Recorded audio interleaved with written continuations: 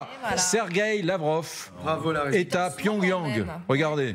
Il est arrivé aujourd'hui à Pyongyang pour une visite officielle. On le rappelle, un mois plus tôt, c'était le dirigeant nord-coréen Kim Jong-un qui était en Russie. Donc là, cette fois-ci, visiblement, il s'apprécie beaucoup ces deux gouvernements puisqu'ils se retrouvent plusieurs fois. On a l'air de se marrer dans les dîners officiels. Regardez, c'est là.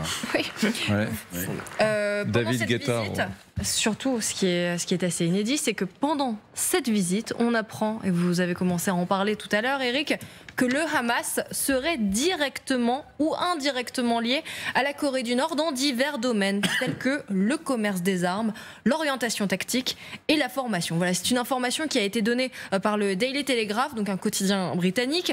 Ça peut paraître fou, mais on apprend que la Corée du Nord aurait donné des armes au Hamas et aurait formé des combattants juste avant l'attaque du 7 octobre.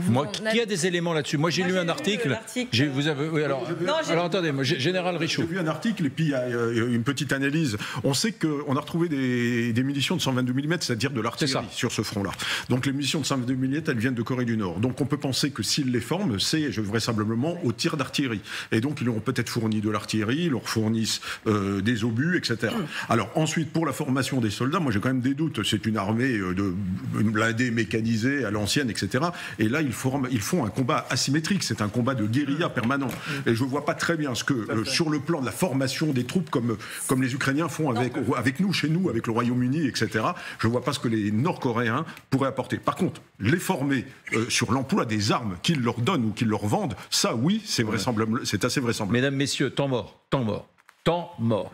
Est-ce qu'on réalise ici, sur ce plateau, que ces conflits que nous pensions traiter de façon séparée, on se disait avec Émilie, tiens, on fera 1 heure sur l'Ukraine et 1 heure sur Israël et le Hamas, mais pas du tout, c'est interconnecté. Là, on est en train de dire que la Corée du Nord, ce régime baroque, isolé du monde, enfin un peu moins depuis quelques mois, aurait fourni des armes au Hamas. Il y a un autre élément très intéressant qui est écrit dans l'article du Daily Telegraph, qu'en 2016, Kim Jong-un a fait faire une démonstration de parapente. Comment utiliser le parapente par des commandos.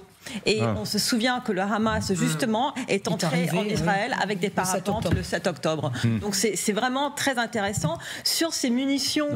Franchement, excusez-moi, on croirait un gag. La Corée du Nord, derrière l'opération du 7 octobre, c'est juste délirant. On croirait du Karl Zero.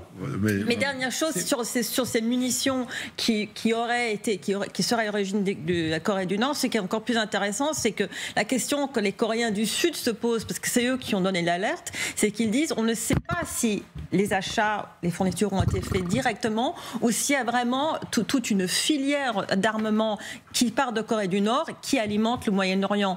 Donc c'est peut-être encore plus énorme et plus important et plus grave qu'on pourrait le penser au début. Vous avez dit, Gallagher, non, ce n'est pas un gag. C'est pas un gag et je pense qu'une erreur serait de guignoliser ce qu'on a à l'écran et de s'apesantir sur le menu gastronomique plutôt que de s'intéresser au menu militaire qui est très inquiétant. Déjà, les Américains sont désormais affirmatifs. Ils estiment qu'à ce stade, 1000 containers d'armes ont été transférés depuis la Corée du Nord en direction de la Russie. Rappelez-vous cette petite frontière commune qu'il y a entre ces deux pays, Corée du Nord et Russie, et ce pont, le pont de l'amitié par lequel les armes ont peut-être transité donc par voie ferroviaire. Et tout à l'heure, quand vous dressiez ce parallèle en disant 1 heure Ukraine et 1 heure Proche-Orient, en fait, vous avez quand même 2 mondes qui se dessinent. Alors avec des divergences ici et là, ce sont des archipels plutôt que des blocs.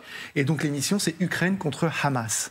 Et c'est effectivement, vous avez cette espèce d'international du crime organisé, avec un Poutine mafieux, un Pyongyang ultra dangereux, dictateur totalitaire cherchant à se doter de moyens non conventionnels pour les instrumentaliser. Parce que le dîner, on parle quoi dans ce dîner entre Lavrov et les émissaires de Pyongyang? On parle d'un côté, qu'est-ce que tu peux me fournir comme munitions pour de la guerre à haute intensité en Ukraine? Et ils vont déverser des kilotonnes de plomb et d'acier sous la forme d'obus de 122 mm, comme ça a été rappelé. Et puis de l'autre côté, Pyongyang demande quoi?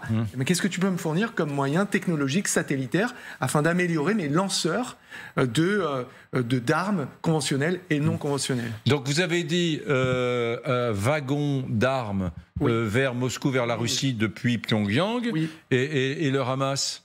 et Gaza. Alors, puisqu'il n'est pas prouvé à 100%, mais il semble presque certain qu'ils aient utilisé des armes nord-coréennes. Oui. Elles sont venues de Russie, Il y a deux choses. Quand il parle de formation, la formation ne se fait pas des instructeurs nord-coréens dans Gaza, elle se fait à l'extérieur de Gaza. Comment est-ce qu'on sort de Gaza ?